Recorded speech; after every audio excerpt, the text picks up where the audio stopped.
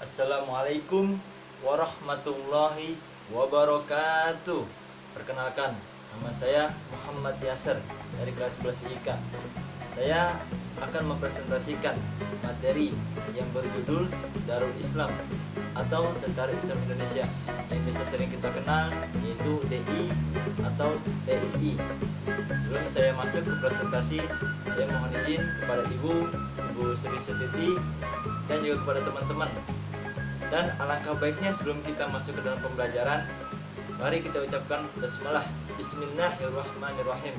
Semoga apa yang saya sampaikan bisa dapat bermanfaat. Amin ya rabbal alamin. Oke, kita langsung masuk. Oke, kita mulai. Itu yang pertama dari definisi Darul Islam atau disebut dengan DI. Nah, itu adalah rumah Islam, merujuk pada konsep pembentukan negara yang berlandaskan hukum Islam. Konsep negara Islam menyebabkan Islam berpengaruh dalam setiap kehidupan penduduknya, seperti dalam bidang politik, ekonomi, dan sosial. Nah, konsep negara Islam Indonesia atau disebut dengan NII, usaha politik untuk membuat negara Islam yang berlandaskan hukum Islam dengan Al-Quran dan dengan hukum tertinggi yaitu adalah Al-Quran dan hadis.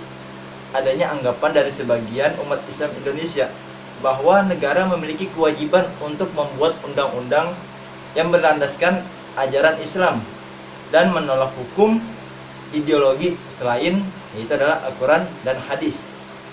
Nah, tujuan dari DITI ini adalah yaitu menciptakan atau mendirikan NII, Negara Islam Indonesia. Nah, NII ini diproklamasikan pada tanggal 7 Agustus 1949 oleh Soekarno Marijan Kartosuwiryo di Tasikmalaya, Jawa Barat. Nah, tujuannya yaitu adalah menjadikan negara Republik Indonesia sebagai negara teokrasi dengan agama Islam sebagai dasar agama. Nah, negara teokrasi adalah negara yang dasar hukumnya menggunakan hukum agama. Nah, habis itu kita lanjut, itu adalah awal pergerakan pemberontakan DITII disebabkan oleh dua unsur. Yang pertama itu adalah Kartosuwiryo, yaitu yang tadi mendirikan DITI ini. Yang kedua adalah persetujuan Renville. Nah, kita mulai dari Kartosuwiryo. Kartosuwiryo adalah atau biasa dikenal sebagai anggota Masyumi dan mempunyai cita-cita mendirikan negara Islam di Indonesia. Nah, beliau juga menjadi pemimpin Laskar Hizbullah dan Sabilillah di Jawa Barat dan juga ikut bergerilya melawan Belanda. Selama ini beliau masih baik-baik saja dalam perjuangan Indonesia. Tapi ada faktor, ada kasus yang mengakibatkan Kartosuwiryo ini menjadi seorang pemberontak, yaitu karena persetujuan Renville. Di mana persetujuan Renville mengakibatkan yaitu adalah unsur pejuang Indonesia baik dari TNI maupun Laskar Rakyat untuk mengosongkan daerah gerilyanya. Nah, sehingga Kartosuwiryo bersama laskarnya yaitu Laskar Hizbullah dan Sabilillah harus meninggalkan Jawa Barat. Nah, dari kekecewaan Kartosuwiryo ini, beliau tidak mengakui pemerintahan Indonesia dan merencanakan pemberontakan. Nah, adapun wujud dari rencana Kartosuwiryo adalah yaitu yang pertama tadi memproklamasikan berdirinya NII yaitu di Jawa Barat dan mengangkat dirinya sebagai imam besar. Yang kedua, mengadakan pertempuran dengan divisi Siliwangi dengan maksud menahan kedatangan divisi Siliwangi yang kembali ke Jawa Barat dari hijrah ke Yogyakarta. Nah, tapi pemerintah tidak tinggal diam. Pemerintah juga melakukan operasi penumpasan. Yang pertama yaitu adalah operasi penumpasan DITII Jawa Barat tahun 1960 melalui operasi Pagar Betis dengan dukungan dari rakyat setempat. Nah, tujuan taktik yaitu adalah mempersempit ruang gerak DITII. Pada tanggal 4 Juni 1962, Kartosuwiryo berhasil ditangkap di Gunung Geber, Jawa Barat melalui operasi Baratayuda. Nah, tanggal 5 September 1962, Kartosuwiryo dijatuhi hukuman mati di Pulau Ubi, Kepulauan Seribu. Berarti di Jawa Barat DITI berhasil dikalahkan atau berhasil diselesaikan. Nah, tapi tidak hanya di Jawa Barat, ada juga di daerah-daerah lain, yaitu seperti yang pertama negara Aceh. Nah, negara Aceh dilatar belakangi oleh yang pertama adalah penurunan status Aceh menjadi bagian keresidenan Provinsi Sumatera Utara, yang dimana Aceh mengalami penurunan status. Yang kedua, pada tanggal 20 September 1953, Daud Bereh menyatakan Aceh menjadi bagian negara Islam Indonesia yang dipimpin oleh Kartosuwiryo. Itu karena sebagai kecewaan Daud Bereh. Nah, penyelesaiannya tidak menggunakan dengan operasi militer, melainkan dengan menyelenggarakan musyawarah kerukunan rakyat Aceh yang diinisiatif oleh Kolonel M. Jasin pada tanggal 17 sampai tanggal 28 Desember 1962. Berarti DITI di Aceh berhasil diselesaikan. Nah, lanjut, ada lagi di daerah lain, yaitu di daerah Kalimantan Selatan. Nah, dilatar belakangi oleh adanya diskriminasi antara tentara di luar Pulau Jawa dengan tentara di Pulau Jawa. Gerilyawan Kalimantan yang terkena dengan reorganisasi dan rasionalisasi mendapatkan pesangon yang kecil. Nah, pembentukan kesatuan rakyat yang tertindas atau biasa disebut dengan KRYT, dan menyatakan KRYT bagian dari DI atau TI yang dipimpin oleh Kartosuwiryo pada tahun 1954. Nah, dan DITI di Kalimantan Selatan ini dipimpin oleh seorang tokoh, yaitu yang bernama Ibnu Hajar. Beliau juga sebelumnya juga menjadi pejuang yang melawan gerilya Belanda, tapi karena ada hal yang sehingga beliau ini menjadi pemberontak.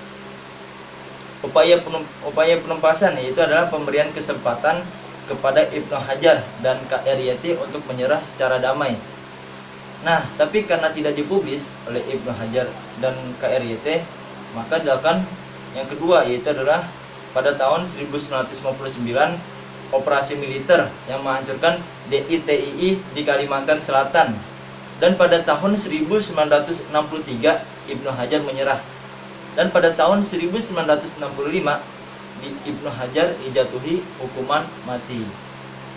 Nah, lalu juga ada, yaitu ada DITII di Jawa Tengah. Nah, ini dilatar belakangi oleh pengaruh kaum sosialis komunis di pemerintah dan TNI yang mengganggu perjuangan umat Islam. Nah, yang kedua adalah perjuangan Amir Fattah tidak dianggap oleh pemerintahan Indonesia, tidak dihargai pemerintah dengan cara memberikan daerah pertahanannya di Brebes, Tegal kepada TNI. Nah, yang ketiga adanya perintah penangkapan Amir Fattah oleh Mayor Wongso Atmojo. Nah, dari itu Amir Fattah menyatakan bagian dari DITII Kartosuwiryo pada tanggal 23 Agustus 1949 di Tegal, Jawa Tengah. Nah, tujuannya juga sama seperti DITI di Jawa Barat, itu mendirikan negara yang berlandaskan hukum Islam. Nah, operasi penumpasannya, yang pertama, pemerintah Indonesia melakukan operasi militer untuk menumpas kekuatan DITI Jawa Tengah dengan langkah-langkah. Yang pertama, pembentukan pasukan khusus Benteng Riders. Yang kedua, operasi gerakan Benteng Negara yang dipimpin secara bergantian oleh Letkol Sarbini, Letkol M. Balcun, dan Letkol Ahmad Yani untuk menumpas kekuatan DITII Jawa Tengah. Hasilnya, kekuatan DITII di Jawa Tengah dapat dihancurkan pada tahun 1954. Dan ada juga di daerah lain, yaitu daerah Sulawesi Selatan. Nah, tokoh pemberontakannya itu adalah Kahar Muzakkar.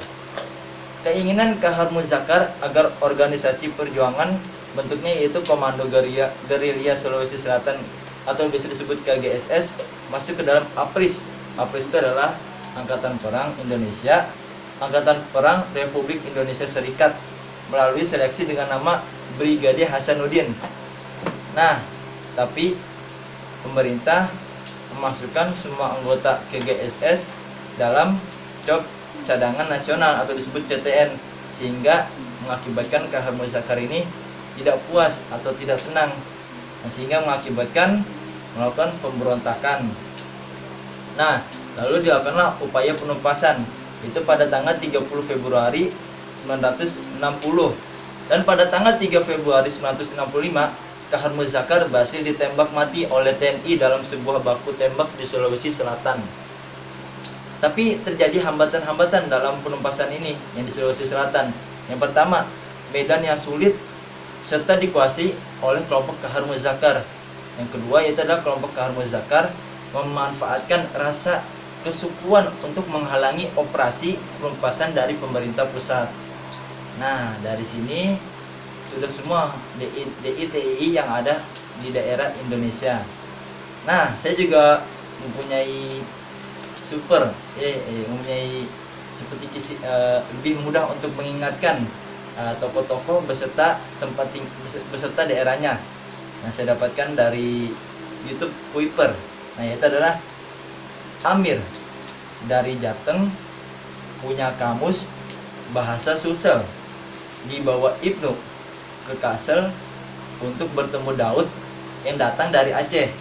Amir dari Jawa Tengah, Jateng, Jawa Tengah, punya kamus Kahar Muzakkar bahasa Sulsel, Sulawesi Selatan, dibawa Ibnu ke Kalsel, Kalimantan Selatan untuk bertemu Daud Beruh yang datang dari Aceh. Nah, begitulah kamusnya. Oke, begitulah untuk memudahkan kita dalam mengingat siapa tokoh-tokohnya dan di mana daerah-daerah yang terdapat DI-TII. Nah, mungkin sekian yang bisa saya sampaikan. Kurang lebihnya mohon maaf. Apabila ada salah kata, saya mohon maaf sebesar-besarnya. Apabila ada jarum patah, janganlah disimpan dalam hati. Apabila ada kata salah, janganlah disimpan dalam hati. Mungkin sekian yang bisa saya sampaikan. Kurang lebihnya mohon maaf. Wabillahi taufiq wal hidayah. Wassalamualaikum warahmatullahi wabarakatuh.